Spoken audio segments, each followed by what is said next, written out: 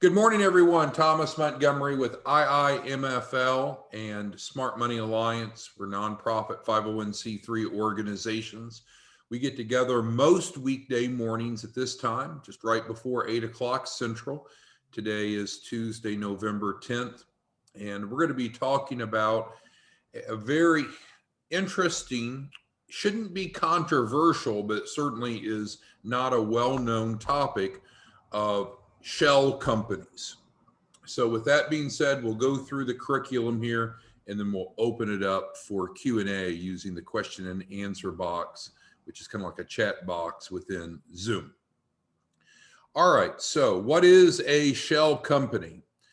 A shell corporation. A shell corporation is a corporation without active business operations or significant assets.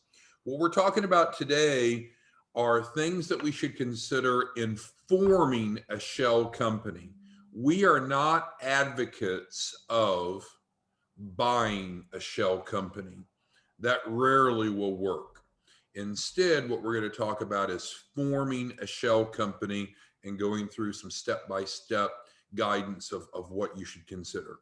So let's progress. Now, I don't know what each of you know about shell companies or think, but it could fall on the entire continuum.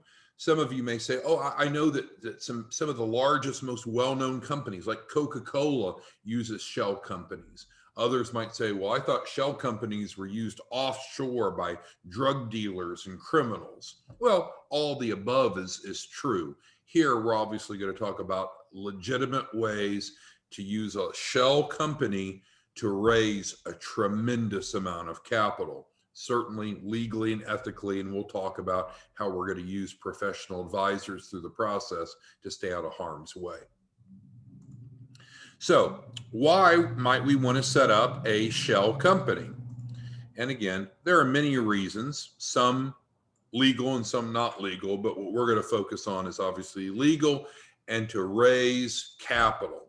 To raise a large amount of capital. So let me show you how.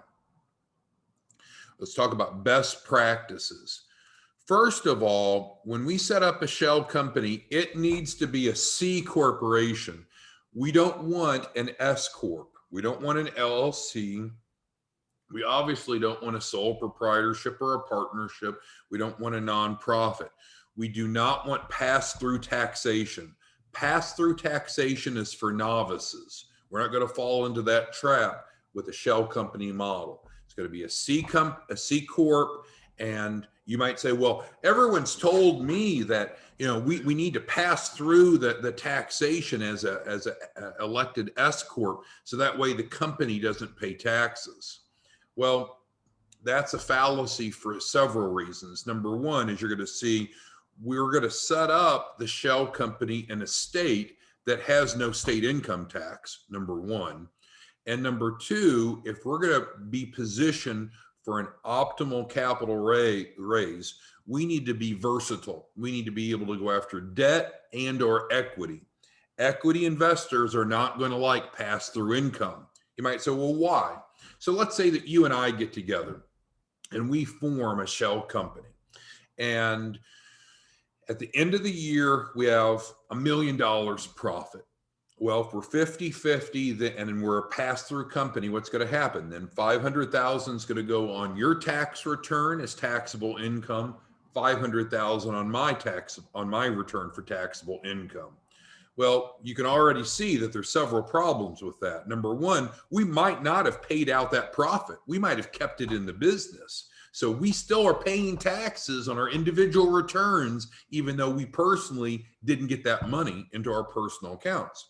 That sucks, right? Investors aren't going to like that. Number two, just as well as I know, tax changes are coming. Assuming that we have a new president in the White House in 2021, there's going to be significant tax changes to high net income individuals. This is going to put you in that high income bracket. We don't want all that money flowing to your personal return. And third, if you want to just wave a red flag and say, audit me, that's where you do pass through income for really profitable businesses, because now your individual tax return is going to make you look like Rockefeller, and there's going to be a very high probability of being audited versus letting that money sit with the C Corp. You might say, well, yeah, I don't want the money to sit with the C Corp. I want to benefit from it individually. Well, that's where we can take out loans from our business, can't we? You can take out a low interest loan from your business, and how taxable is that? It's not. Proceeds from loans are not taxable. Okay, so we could go into that more, but the point is, if we're going to set up a shell company correctly, it's going to be a C Corp. We're not going to use pass-through taxation. Now, even though that a shell company technically doesn't have operations yet, it doesn't have revenue, it's pre-revenue, it needs to look credible, right? It's going to be credible. And so we need to have a valid commercial address, no shared office space, no post office box, no back bedroom in our house that we're going to call Suite B. It needs to be a commercial address. Number 3, and as I mentioned earlier, we're going to form that shell corporation in a state that has no state income taxes. There are, I think, 5 states, five or six, 5 comes to mind of states that don't have state corporate income taxes. We're going to illustrate legitimacy by having established advisors. Now, don't confuse advisors with board of directors. When we talk about advisors, we want to have a CPA firm retained that we're working with, that's helping with tax planning, and we're not going to do our own tax return, right? We're going to have that CPA and their stamp of approval on that tax return. That doesn't mean it's an audited tax return. It just simply means it's prepared by a CPA, not some hole in the wall, a real CPA. We're going to have a law firm relationship, not our Uncle Guido that works part-time at a personal injury law firm. We're going to have a recognized law firm to be able to bounce ideas off of and be sure we're compliant. Not going to do anything gray, not going to do anything illegal. It's going to be legitimate. Now, we need to start our capital raise pre-revenue. Pre-revenue, if I can highlight that properly. Why? Because now we're raising capital off of the hope, the plans, the projections of immense profitability. And if you haven't started bringing any money in yet, who's to tell you that you're wrong? But if we wait a month or 2 months or 3 months after we're in business, or any time after that, then what happens? Historical financials are very important. They're going to say, well, how's it going so far? So if we say, well, we're pre-revenue, we're getting ready for a launch, a big launch, an explosive launch, that sounds sexy. But if we show little bitty returns after being in business, that's going to diminish our access to capital for a shell company capital raise. Now, keep in mind, we're not going through a general guideline for every type of company.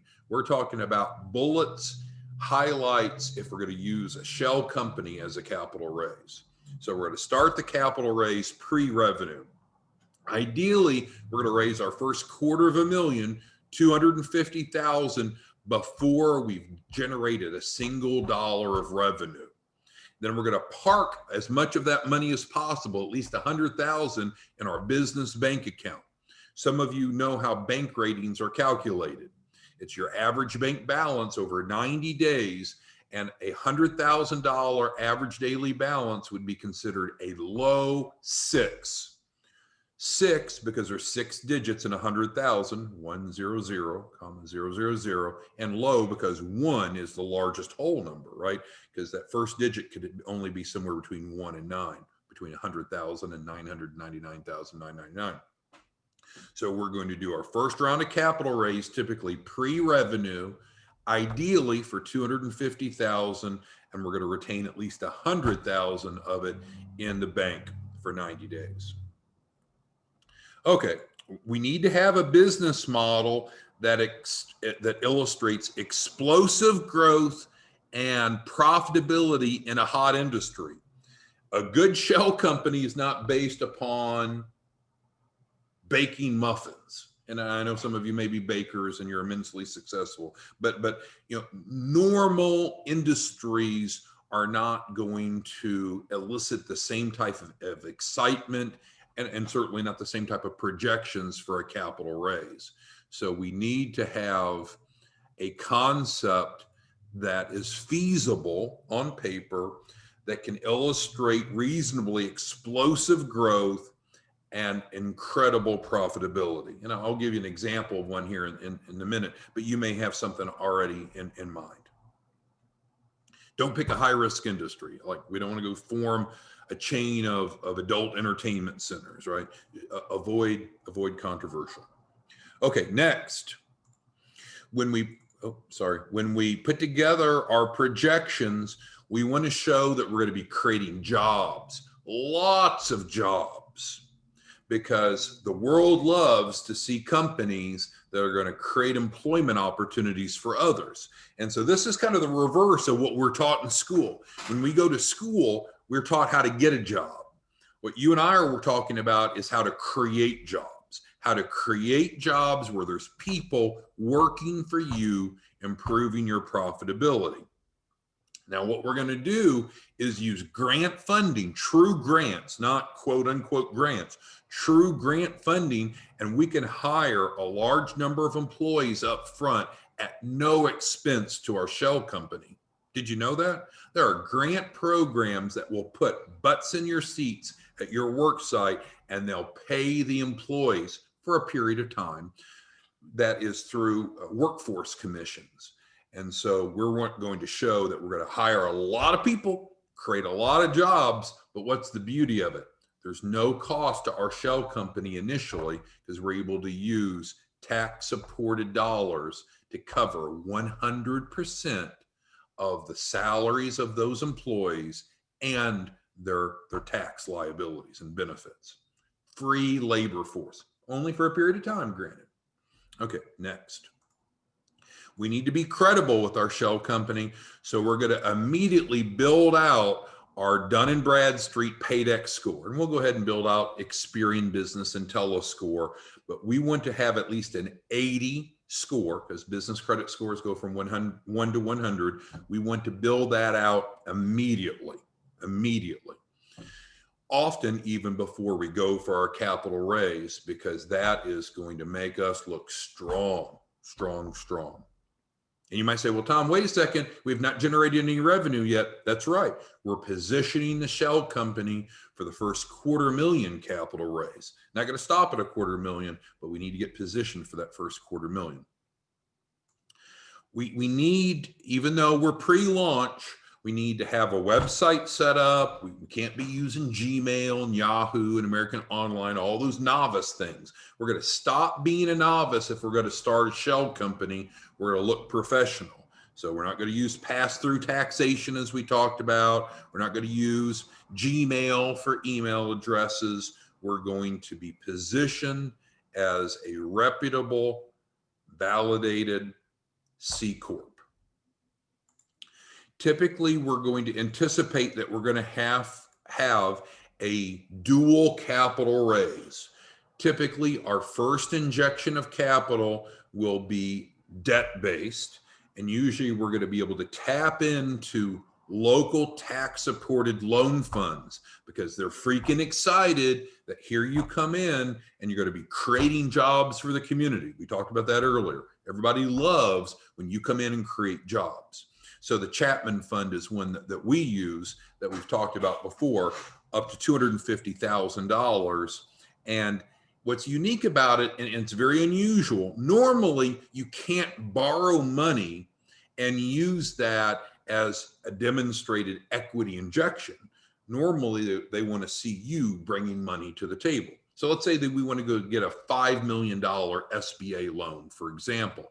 Will the SBA loan you $5 million for a $5 million, they call it a project? The answer is no. They're not going to give you 100% financing. They're going to look to see that you brought some capital to the table. That's where a lot of small businesses get locked out, right? Well, I don't have the money to bring to the table. Well, there's specific sources of funds that's technically debt, but it crosses over, like Chapman, where it can be shown as equity injection. Very unique, but very important as we get ready for larger capital raises. Okay, so let me pause here, and then we're going to go through a sample shell company template. Let's get your questions. If you can type them into the Q&A box in the chat box. Again, why are we going through this? A few of you had asked about this. It's good for you to know. Certainly not trying to persuade you to go form a shell company, but you at least need to know how they work. And you'll see that there's a lot of overlap of how we normally work with clients and getting them to be credible.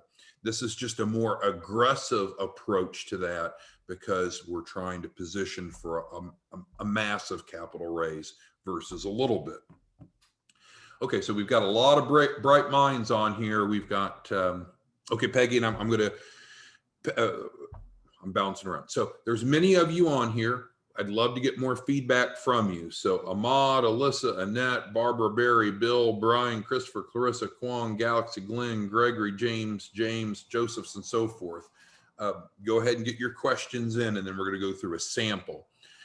Peggy asked the first question, and she's asking what type of businesses are good for this. Well, there's not a finite list, but what we do need to understand is it needs to meet some of these criteria. So that's the beautiful thing about being an American and an entrepreneur and coming up with concepts that are disruptors in the industry. I couldn't even give you a list of all the specific companies that would work because you're going to come up with ideas that others haven't. I'll show you one model that always will work, but it's largely up to your creativity, Peggy. And Robert asked, yeah, there's 5 states that don't have corporate income tax, and Texas is one of them.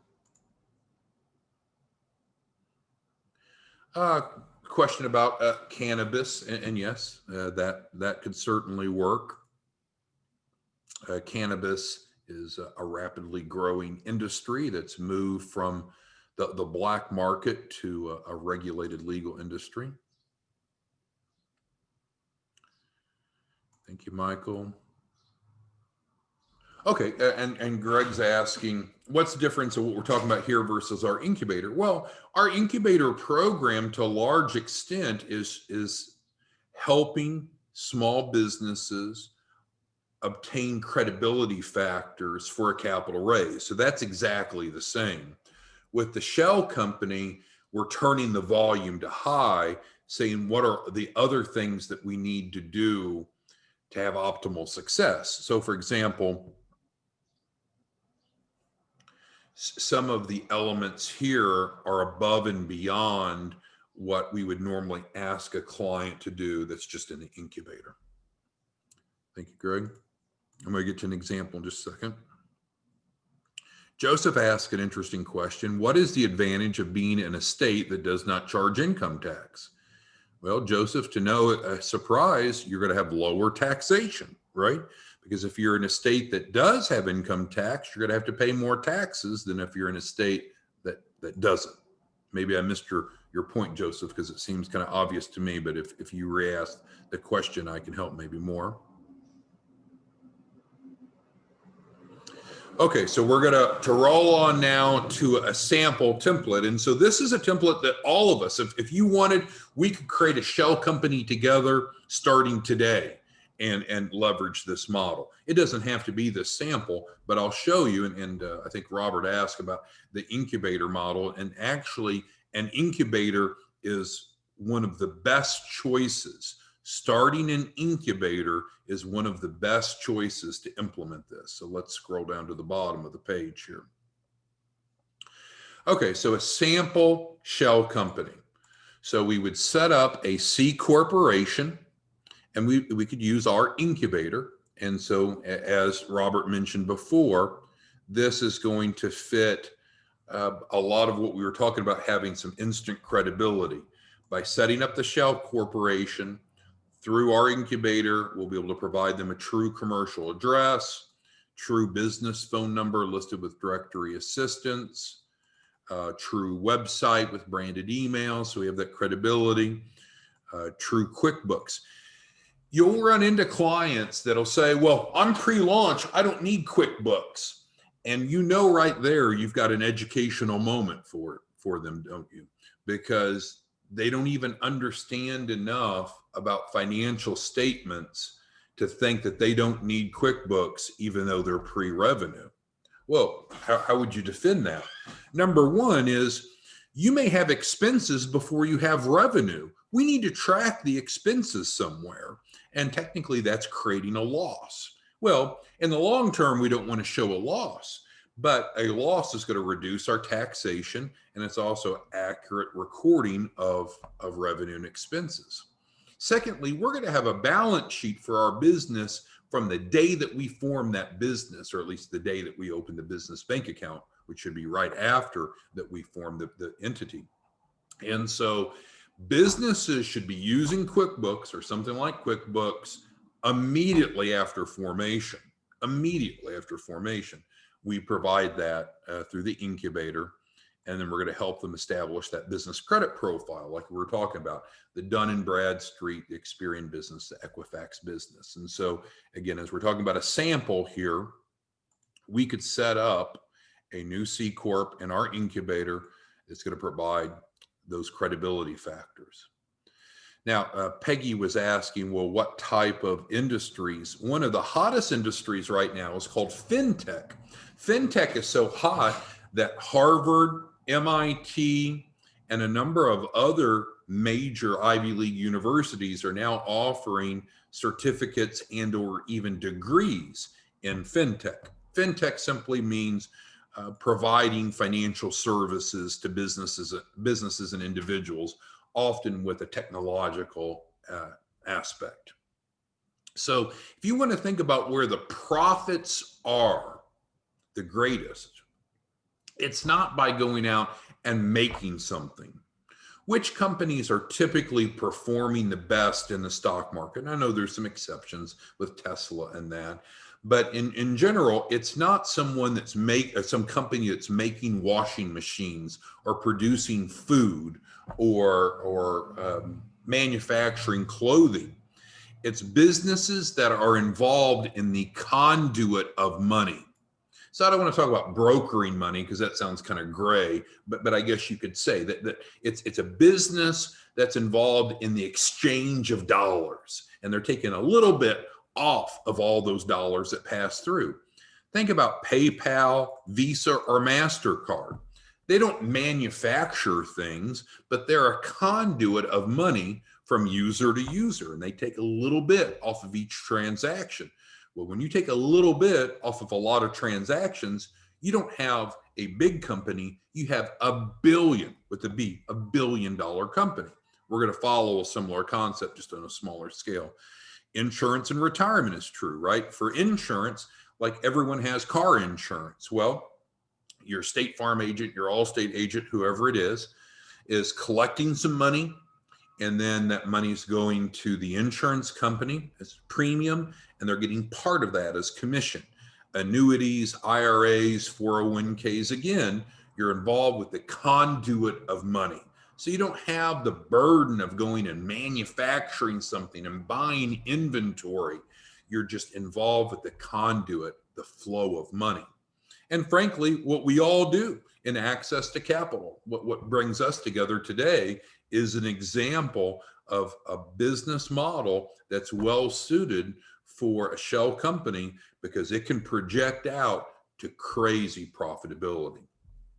So one example of a model is we could work together and form an incubator together. As you know, we have our incubator open. I'm sitting in it right now. We have 21 clients, I think, so far, just 2 weeks in. But the concept is we could get together and form an incubator, and it could be very well based here in our incubator, an incubator within an incubator. That's irrelevant. But we can set it up as a joint venture shell company.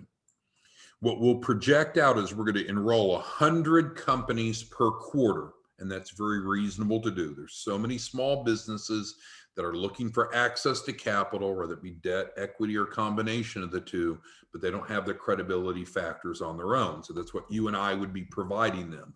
We're going to run an incubator together. We're going to enroll 100 new companies per quarter, 400 per year. Now, what we know is that the companies, we're going to guarantee them at least $100,000 capital raise. We don't know if they're going to be better suited for debt-based capital or equity-based or some combination of the two. But if we take 100 companies and multiply that by 100,000, that means we're going to be generating a quarterly capital raise of $10 million, $40 million a year. That's not all ours, right? We're the conduit, right? So we're going to be the conduit on a quarterly basis for $10 million. Your portion, your profit, your portion of that is 3%, thus 300,000 per quarter. If we multiply that times 4, that's 1.2 million for your incubator, and we're just getting started. Now, secondly, what we're going to be doing is we're going to be looking for those unicorns. So we're going to be looking for that 1 in 100 company that is such an innovative model that debt alone is not going to satisfy their capital needs. We're going to help them go public. And there's different ways. There's the traditional IPOs. There's the blank check financing, which we talked about a few weeks ago or a month or so ago. But our projection is going to show that 1 out of 100 companies we're going to take public. And that's where the capital raise can be hundreds of thousands of dollars or even million. So that doesn't happen frequently, but we're going to project that 1 out of 100 will happen. And so that could easily double your quarterly take. And then the great thing is about when we're setting up an incubator together as a shell company using this model, I mean, it's going to cash flow positively within a month or less. So it's not a big financial drag. Okay, so let's review what we covered and then get to all of your questions as we're wrapping up here in our 30-minute segment. Shell companies are a concept that are legal and ethical, sometimes used illegally and unethically, but I guess that's true about anything. That's not what we're talking about. But we wanted to give you an outline of how shell companies can be set up legally, ethically, and effectively, how you and I as distribution partners can help small businesses create and implement a shell company for a significant capital raise. And then thirdly, if you would like, frankly, an open invitation. Let's get together and let's form a collaborative incubator and do some significant things together. And it would start, again, as a shell company. Okay, so let's get to the questions and comments that you have. And I'm going to focus on those that are related to this topic. I know some of you may have questions that are outside of this topic, and we'll work on those tomorrow. But today, let's focus on the shell company conversation. So let's see here. Joshua asked about could he do this, and the answer is certainly. Glenn's asking if he wanted to collaborate and form an incubator together and then essentially do what we're talking about here from a fintech perspective. The cost for us, and it's not profitable, but the cost for us to set up an incubator for you is $1,000. And that's because we're filing the fees, we're getting the QuickBooks, we're getting the phone system. It's not just a phone line, it's a phone system, setting up the website. So the cost for the incubator program is upfront is $999, $1,000. Now, again, that doesn't have to be specific to the shell model we're talking about. We have clients that are in our incubator that have nothing to do with shell companies. They just have their own entities that they need the infrastructure for. But that's the answer to your question, Glenn. And if you don't have the $1,000, we can help you come up with that. So that's never a barrier. And that answers, I think, James' question. Bill's following up on that. He's interested in developing a shell company together. And so again, if your idea of a shell company is based upon us collaborating with an incubator, then we'll set up an incubator and do exactly this. Bill, if you have some other business idea that you want to run through the shell company format, you just simply need to enroll in the no upfront cost access to capital. So there's 2 paths at this point. If a client has some other idea that they want to leverage this, they just enroll in access to capital, no upfront cost, beautiful thing. If they want to replicate what we're talking about and actually do a joint incubator, then we need to set up the incubator relationship. And Glenn, yeah, so for a client to go through the incubator, and there's information on IIMF, well, it's right here. Here's the website. You'll see more information about how we help small businesses with the incubator. Okay, some of these are redundant questions. Joseph asked, what's the advantage of this kind of a company over a regular company or LLC? Well, we always recommend visiting with your attorney and identifying the right structure, right entity structure for your needs. Now, I know if we're trying to create a shell company, this is the right structure, but you may not be trying to set up a shell company. You may be wanting to do something else. And so we're not attorneys and we won't give legal advice. So for this, we feel confident in. But with your business, like Joseph, I think you're in real estate, this may not be the right setup, nor am I suggesting that it is. We would get you with your attorney and make an educated decision.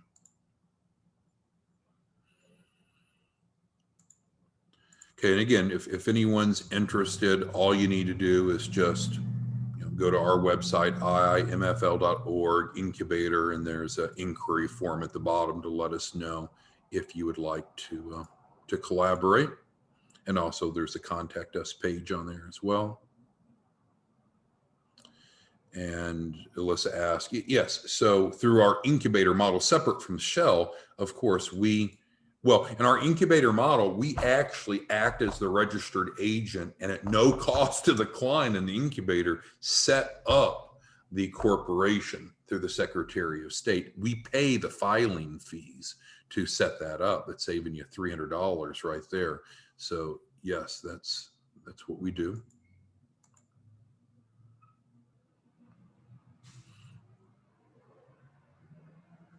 Michael asked if we're going to set up a collaborative incubator. Yeah, so there's two ways to be involved with the incubator. One is someone is just using the incubator for their business to provide the infrastructure like we talked about here, and there's more of a list, but for example here.